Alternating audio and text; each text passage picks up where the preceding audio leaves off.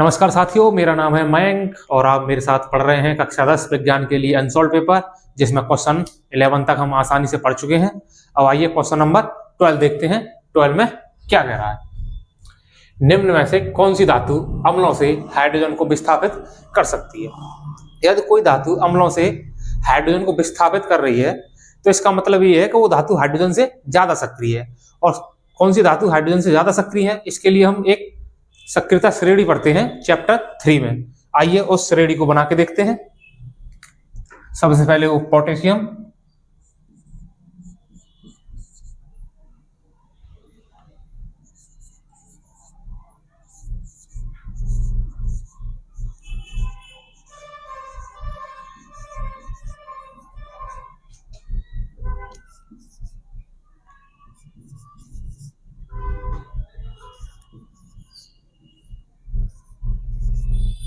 ये है बेटा सक्रियता श्रेणी।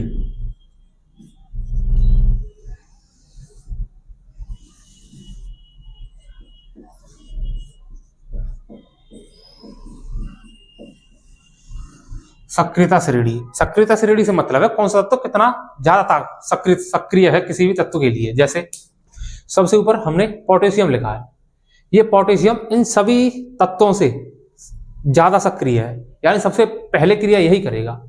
आप इसे ऐसे भी समझ सकते हैं कि सबसे पावरफुल है, जितने इसके नीचे हैं सभी इसके सामने कमजोर पड़ जाएंगे। अगर ये जहां आ गया और ये तत्व वहां बैठे हैं तो सभी भाग जाएंगे इससे डर के मारे। ठीक है, ये सबसे ज्यादा सक्रिय है। अब इसमें देखो ऑप्शन क्वेश्चन में कह रहा है निम्न में से कौन सी धातु अम्लों से हाइड्रोजन को विस्थापित कर सकती है। भाई हाइड्रोजन कहां है इसमें सक्रिय श्रेणी में, ये है हाइड्रोजन। ठीक है, ये यहां हाइड्रोजन बैठा है। अब इस चार ऑप्शंस में से वो कौन सा ऑप्शन है जो हाइड्रोजन से ऊपर होगा कहीं। मैग्नीशियम और जिंक देख लेते हैं भाई। मैग्नीशियम एरा और जिंक एरा, ये दोनों ही हाइड्रोजन से ऊपर है। ठीक है, ये दोनों ही हाइड्रोजन को उठा देंगे यहां से। प्लेटिनम, प्लेटिनम तो यहां कहीं आएगा, ये नीचे आएगा इससे। ठीक है, कॉपर, कॉपर तो इससे पहले से ही नीचे है। मरकरी, मरकरी भी इससे नीचे है। तो यानी ऑप्शन में कौन सा आ जाएगा, ऑप्शन ए, मैग्नीशियम और जिंक। मैग्नीशियम और जिंक हाइड्रोजन को उसकी यौगिक से विस्थापित कर देंगे। ये एक विस्थापन अभिक्रिया है, मैं आपको एक बता भी देता हूं। जैसे इसमें से कोई सी भी ले लेते हैं, जिंक ले लेते हैं। ऐसा क्वेश्चन मैंने कल भी कराया था आपको। Zinc plus H2SO4। अब जिंक हाइड्रोजन से ज्यादा सक्रिय है तो जिंक हाइड्रोजन के पास जाएगा। अब इससे कहेगा हट यहां से। अब यहां हम बैठेंगे, हमें दादा क्लास की, जैसे क्लास में आते हैं ना स्टूडेंट, कुछ स्टूडेंट कहते हैं ये मेरी जगह है, यहाँ से मैं बैठूंगा। ऐसे ही जिंक जाएगा इसके पास, भाई दादा हैं हम क्लास के, हम यहाँ बैठेंगे, यहाँ तो तू क्यों बैठा है। तो हाइड्रोजन डर के मारे भाग जाएगा, भाई इससे ज्यादा पावरफुल है जिंक। तो क्या बनाएगा फिर जिंक, जिंक हाइड्रोजन की जगह आ जाएगा, SO4 के साथ मिल जाएगा तो जिंक सल्फेट बन जाएगा ये, और हाइड्रोजन अलग हो जाएगा। यानी सक्रियता श्रेणी में हाइड्रोजन से जितने भी तत्व ऊपर हैं वो सभी हाइड्रोजन को हटा सकते हैं, और हाइड्रोजन से नीचे वाले तत्व हाइड्रोजन से खुद कमजोर है, वो क्या हटाएंगे किसी को आके। ठीक है, आप इसे नोट कीजिए, तब तक हम अगला क्वेश्चन देखेंगे। आइए क्वेश्चन नंबर 13 को देखते हैं। क्वेश्चन नंबर 13 में क्या कह रहा है, निम्नलिखित किस यौगिक में कीटोन समूह उपस्थित है। कीटोन समूह किस यौगिक में उपस्थित होगा, इसे देखते हैं। कीटोन समूह होता है ये वाला, इसके दोनों ओर एल्किल समूह होना अनिवार्य है। एल्किल समूह का मतलब है इसके दोनों तरफ कार्बन होना अनिवार्य है, जैसे मैंने अभी ये बनाई है। ठीक है, कीटोन समूह ये वाला है CO, जहां कहीं भी ऐसे CO, ऐसे या फिर ऐसे कहीं भी कैसे भी मिल जाए, वो सभी कीटोन समूह है, और इसके दोनों ओर एल्किल समूह होना अनिवार्य है। अब देखते हैं इस ऑप्शन में कहां है ऐसा।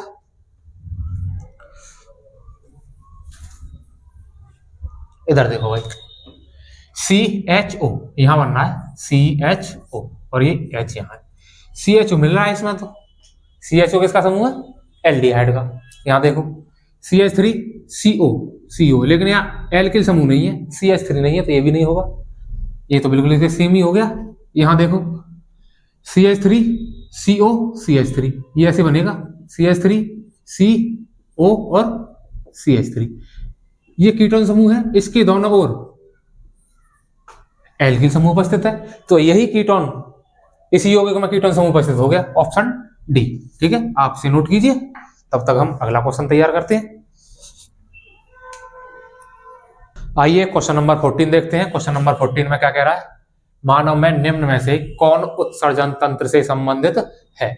उत्सर्जन तंत्र से संबंधित होने का मतलब है जो भी हमारे शरीर में वेस्ट प्रोडक्ट बने हैं उन सभी का शरीर से बाहर निकलना। इनमें से चार ऑप्शंस में से कौन सा है जो वेस्ट प्रोडक्ट को हमारे शरीर से बाहर निकालेगा, तो इसका आंसर हो जाएगा ऑप्शन डी। लेकिन इसमें चार ऑप्शंस हैं, उन सभी ऑप्शंस को हम आसानी से अभी देखेंगे। आमाशय, पहला ऑप्शन देखते हैं आमाशय।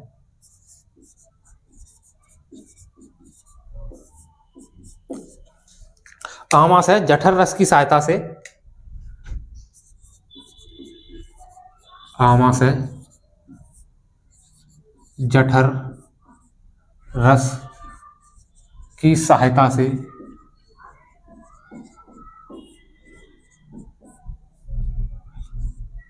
भोजन के पाचन की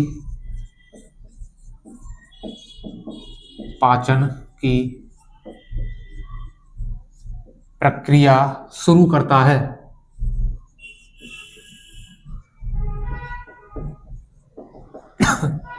शुरू करता है।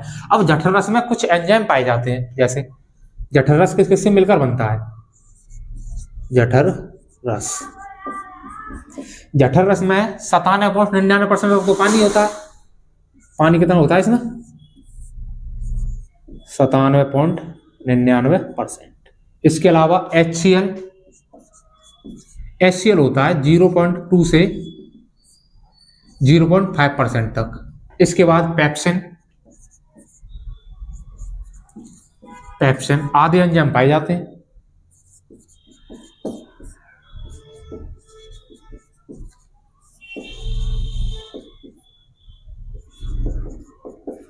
ठीक है, हमारा जठर किससे मिलकर बना है, जठर रस, पानी 97.99%, HCl 0.2 से 0.5%, पेप्सिन आदि एंजाइम पाए जाते हैं। वैसे इसमें जठर लाइपेज भी पाया जाता है।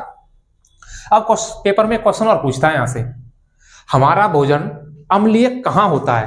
जब हम भोजन खाते हैं, खाने के बाद हमारे पेट में जाता है, वो पेट में वो कौन सी जगह है जहां भोजन अम्लीय होता है, तो अम्लीय होगा आमाशय में। कहाँ होगा, आमाशय में। अब आमाशय में अम्लीय क्यों होगा, क्योंकि ये है अम्ल। कौन सा अम्ल है, हाइड्रोक्लोरिक अम्ल। यही अम्ल भोजन को कैसा कर देगा, अम्लीय, और ये अम्लीय कहां करेगा, आमाशय में। ठीक है, आप इसे नोट कीजिए। अगला ऑप्शन देखते हैं।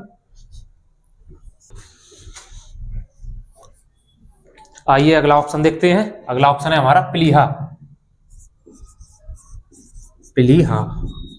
प्लीहा पुरानी आरबीसी को नष्ट करता है। आरबीसी का जीवन काल नॉर्मली हम 120 दिन लेकर चलते हैं। अगर 120 दिन से की आरबीसी हो चुकी है तो वो प्लीहा में आएगी और प्लीहा उन्हें नष्ट कर देगा। पुरानी आरबीसी को नष्ट करती है। ठीक है, प्लीहा क्या करेगा, पुरानी आरबीसीओं को नष्ट कर देगा। अगला ऑप्शन हृदय।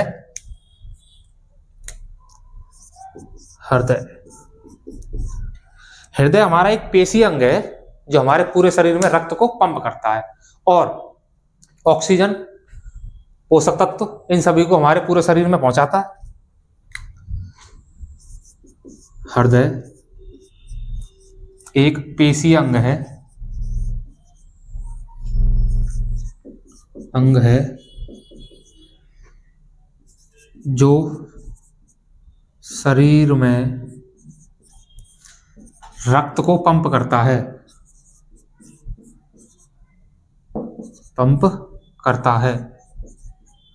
और पूरे शरीर में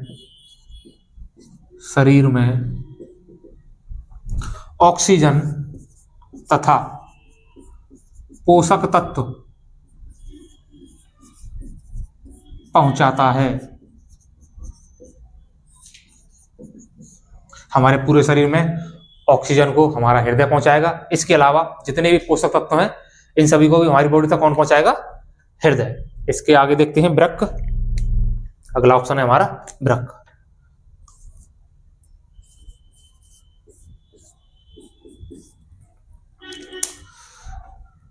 वृक्क हमारा उत्सर्जन तंत्र से संबंधित है। वृक्क उत्सर्जन तंत्र से संबंधित है, जो हमारे रक्त को शुद्ध करता है, जो हमारे रक्त को शुद्ध करता है।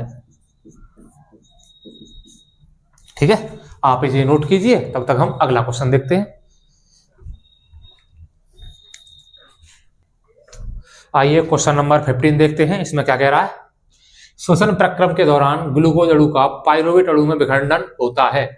तो ग्लूकोज हमारा 6 कार्बन वाला अणु है और पाइरुवेट 3 कार्बन वाला अणु है। इसका मतलब ये हमारा ग्लूकोज 3 के कार्बन के परमाणुओं में टूट जाएगा, जिसे हम पाइरुवेट कहते हैं। तब ये क्रिया कहाँ होगी? ये क्रिया होती है कोशिका द्रव्य में। आइए इसे देख लेते हैं। ग्लूकोज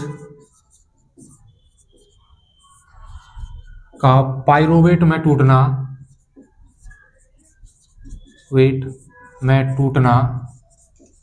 टूटना ग्लाइकोलिसिस कहलाता है।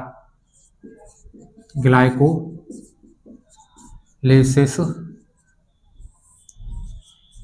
कहलाता है। यह क्रिया कोशिका द्रव्य में संपन्न होती है।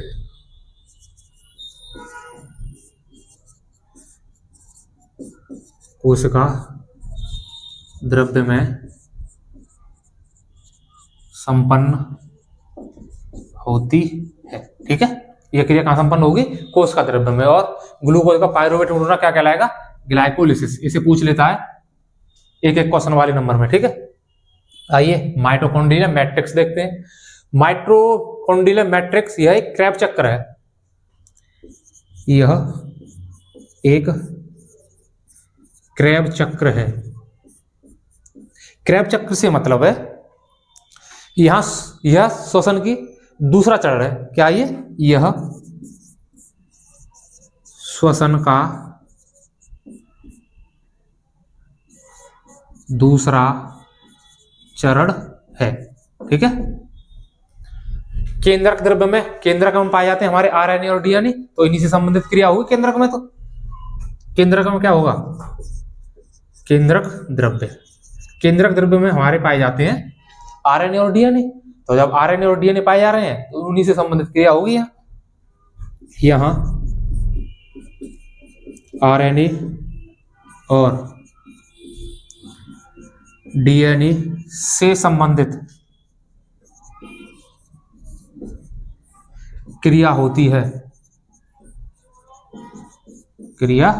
है। और लाइसोसोम ये हमारे पाचन एंजाइम है। लाइसोसोम यह एक पाचक एंजाइम है।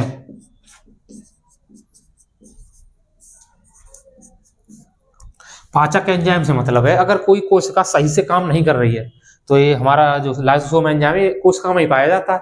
अगर कोई कोशिका सही से काम नहीं कर रही है तो पूरी कोशिका में फट जाता है और कोशिका को नष्ट कर देता है। फिर उसके बाद एक नई कोशिका बनती है हमारी। ठीक है, इसे आप नोट कीजिए, तब तक हम अगला क्वेश्चन देखेंगे। आइए क्वेश्चन नंबर 16 देखते हैं। जीवों में अपने कायिक भाग से नए जीव के निर्माण की क्षमता को कहते हैं। नए जीव के निर्माण की क्षमता को हम क्या कहते हैं? मुकुलन। आइए इसे देख लेते हैं। मुकुलन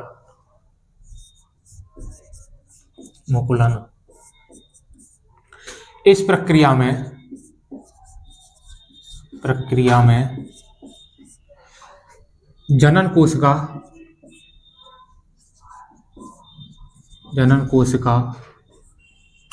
पर एक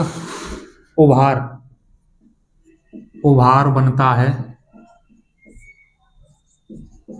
जिसे मुकुलन कहते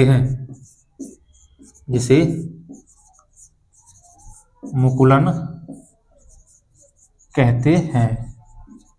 यह धीरे धीरे बड़ा होकर जनन कोशिका से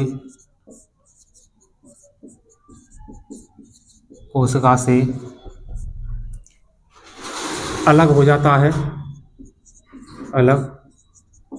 हो जाता है और एक स्वतंत्र पादप बन जाता है। ठीक है, मुकुलन का इसके एग्जाम्पल्स हैं हाइड्रा और यीस्ट। इसका सबसे अच्छा एग्जाम्पल हमें एनसीईआरटी की बुक में भी दे रखा है, ऐसा एक चित्र बना रखा है उसमें।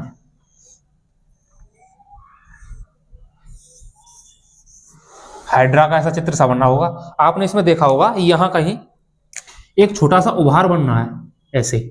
एक और बना लेते हैं।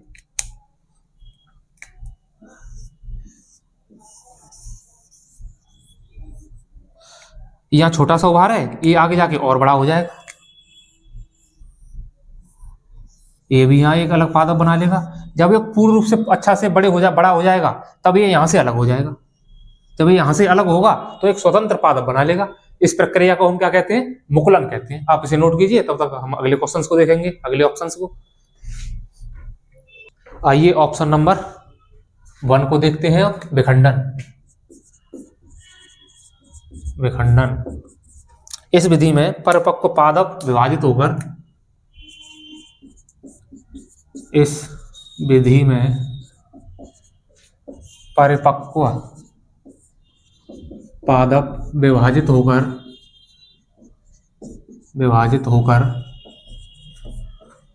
2 कोशिकाओं में विभक्त हो जाता है।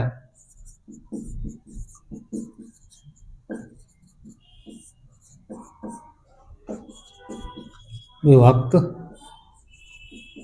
हो जाता है। इसके एग्जाम्पल्स हो जाएंगे हमारे जीवाणु, एग्जाम्पल जीवाणु और यूग्लिना। ठीक है, आप इसे नोट कीजिए, तब तक हम अगला नेक्स्ट ऑप्शन देखते हैं। मुकुलन तो हमने देख लिया, आप पुनर्भवन देखेंगे।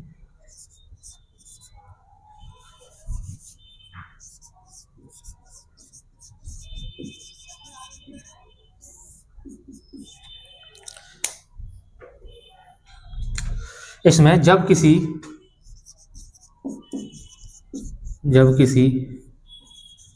जीव का कोई भी भाग कटने या टूटने से अलग हो जाता है और उसी भाग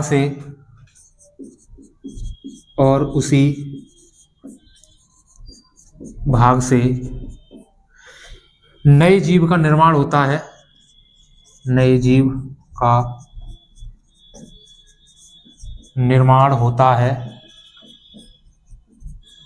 इसी प्रक्रिया को पुनरुद्भवन कहते हैं। इसी प्रक्रिया को पुनरुद्भवन कहते हैं।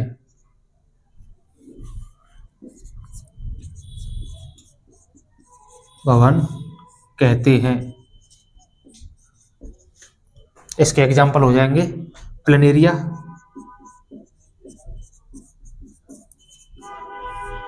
प्लेनेरिया मैं बताता हूं कैसे अलग होता है। ये देखो, एक ऐसा जीव होता है, ठीक है। अगर इसका कोई भी भाग कट गया, ऐसे बना लेते हैं, 3 पार्ट कर लेते हैं। एनसीईआरटी में भी 3 पार्ट बना के दे रखा है इसका। ये ऊपर वाला भाग,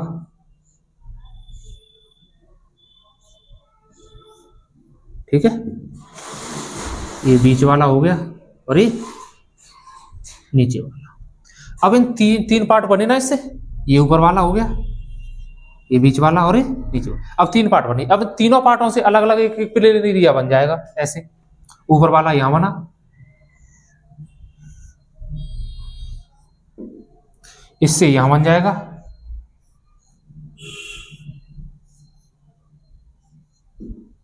इससे नीचे वाले से यहां बन जाएगा। तीनों से एक एक प्लेनेरिया बन गया। इसीलिए हम इस प्रक्रिया को क्या बोलते हैं? पुनरुद्भवन। ये एक अलैंगिक जनन का उदाहरण है। आप इसने नोट कीजिए, तब तक अब अगला क्वेश्चन ऑप्शन देखेंगे। आइए ऑप्शन डी को देखते हैं। अब ऑप्शन डी क्या है? खंडन। खंडन। इस विधि में बहुकोशिकीय जीव, इस विधि में बहुकोशिकीय जीव पूर्ण वृद्धि करके 2 या 2 से अधिक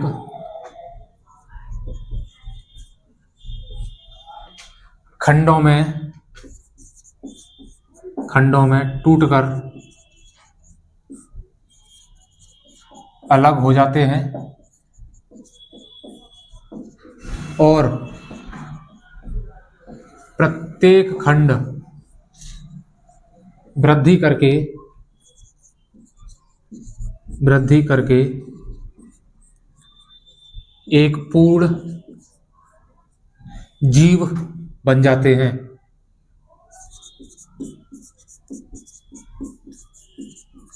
ठीक है, इसके एग्जाम्पल हो जाएंगे स्पाइरो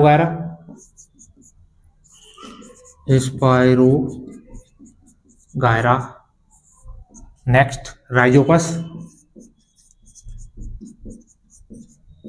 ठीक है, आप इसे नोट कीजिए, तब तक हम अगला क्वेश्चन तैयार करते हैं।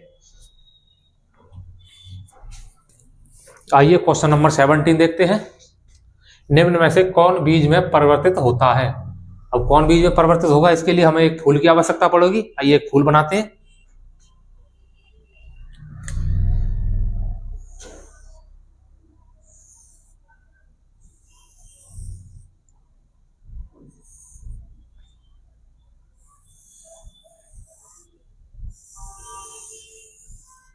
ये एक फूल हो गया।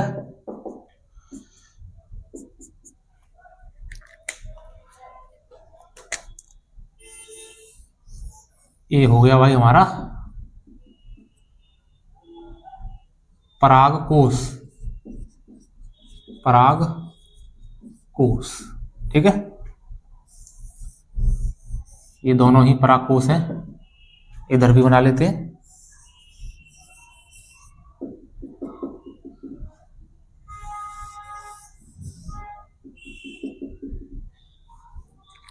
इधर देखो, यहां है बीजांड। ठीक है, ये हो गया बीजांड।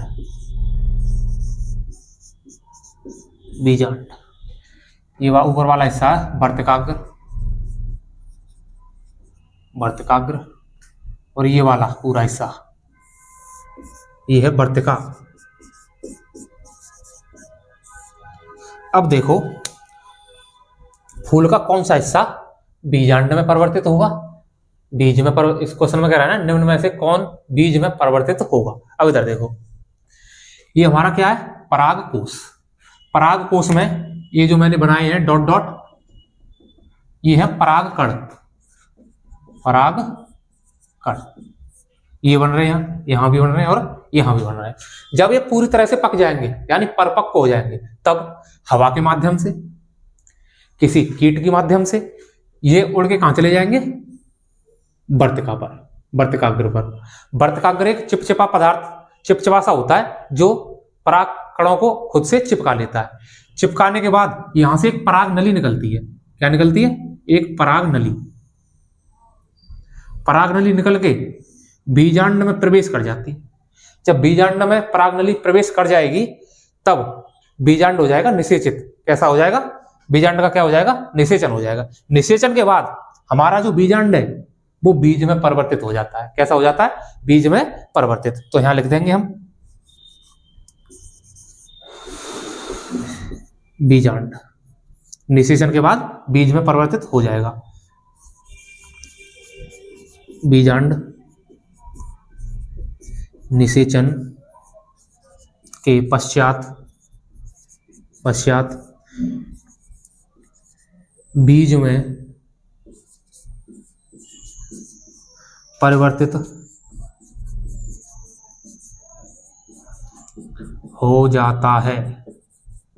ठीक है, हमें पता चल गया इसका ऑप्शन है ऑप्शन ए। अब सभी ऑप्शंस को एक एक करके देख लेते हैं। वर्तिकाग्र क्या होता है आप नोट कीजिए। वर्तिकाग्र फूल का ऊपरी भाग है जिस पर परागकण आकर चिपकते हैं और निषेचन की प्रक्रिया शुरू होती है। ठीक है, ये मादा जनन भाग है, इतना ही काफी है इसमें। अब आइए वर्तिकाग को देख लेते हैं। वर्तिकाग हेडिंग डालिए, इसमें लिखिए वर्तिका वर्तिकाग्र और अंडाशय को मिलाने वाली एक पतली नली है। इसके बाद परागकण, अगली हेडिंग डालिए परागकण। परागकण पुष्प का नर जनन युग्मक है जो निषेचन की प्रक्रिया में भाग लेता है। ठीक है, आप इसे नोट कीजिए, तब तक हम अगला क्वेश्चन देखेंगे। आइए क्वेश्चन नंबर 18 देखते हैं। क्वेश्चन नंबर 18 में क्या कह रहा है, डीएनए का वह भाग जिसमें किसी प्रोटीन संश्लेषण के लिए सूचना होती है वह कहलाता है, उसे कहते हैं हम जीन। क्या कहते हैं, जीन। ठीक है, अब जीन क्या होता है उसे देख लेते हैं। जीन,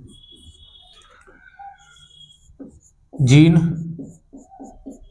डीएनए का वह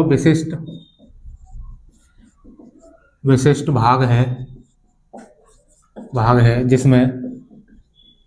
जिसमें किसी विशेष प्रोटीन के निर्माण की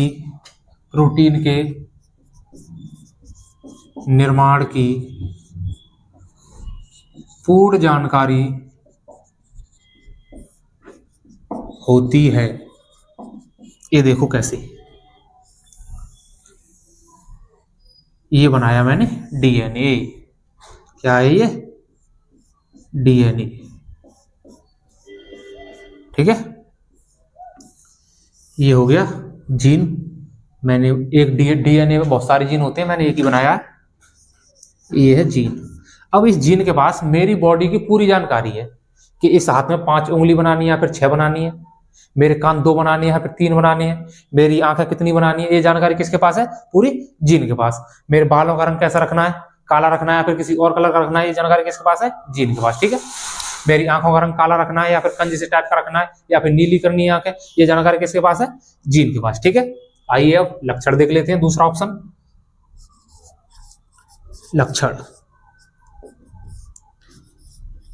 लक्षण किसी जीव में दिखाई देने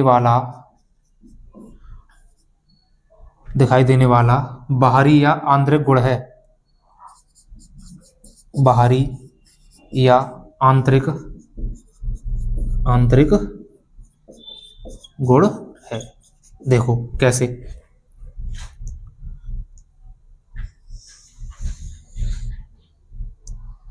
एग्जाम्पल बना लेते हैं इसके। एग्जाम्पल, मेरी त्वचा का रंग,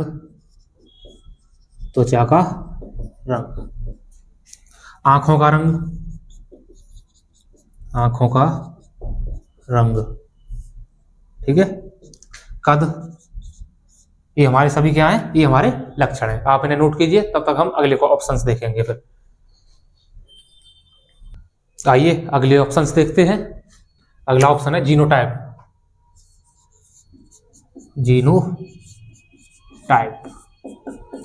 जीनोटाइप कहते हैं किसी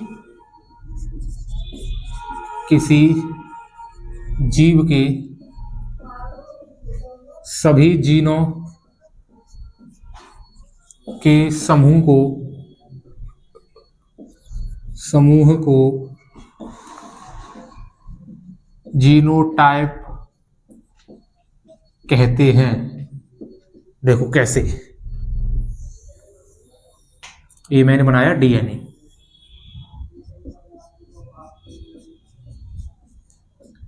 एक डीएनए पर बहुत सारे जीन होते हैं। ये फर्स्ट जीन हो गया, ये सेकंड जीन, ऐसे ही बहुत सारे जीन होंगे। इस पर क्या होंगे, बहुत सारे जीन। अब मैं इन सभी जीनों को एक साथ ले लूं। अब एक साथ लेने के बाद इसका नाम क्या हो जाएगा, जीनोटाइप। ठीक है, एक साथ मैंने ले लिए सभी जीन, तो इनको मैं क्या बोलूंगा, जीनोटाइप। ठीक है, अब ऑप्शन डी को देख लेते हैं, अलील। अलील क्या होता है, अलील होता है एक ही जीन के 2 या 2 से अलग अलग रूप हो जाएं। जैसे एक ही जीन के दो या दो से अधिक रूपों को जीन कहते हैं। क्या कहेंगे? जीन। आपकी एनसीईआरटी में बहुत अच्छा एग्जांपल दे रखा है इसका। हमने कोई जीन लिया, ठीक है, एक जीन ले लिया, इसके दो अलग अलग रूप होंगे, एक कैपिटल टी और एक स्मॉल टी। कैपिटल टी क्या करेगा? ये लंबे पौधे को दर्शाएगा, लंबा पौधा। ये दर्शाएगा छोटे बौने पौधे को, बौना पौधा। जीन एक ही है, इसके रूप अलग अलग हैं। ये कैपिटल टी का रूप है और ये स्मॉल टी का है। कैपिटल टी लंबे पौधे को दर्शाएगा, स्मॉल टी बौने पौधे को दर्शाएगा। ठीक है, आपने नोट कीजिए। आज के लिए इतना ही, मिलते हैं आपसे अगली क्लास में। तब तक के लिए पढ़ते रहिए, मुस्कुराते रहिए। ठीक है।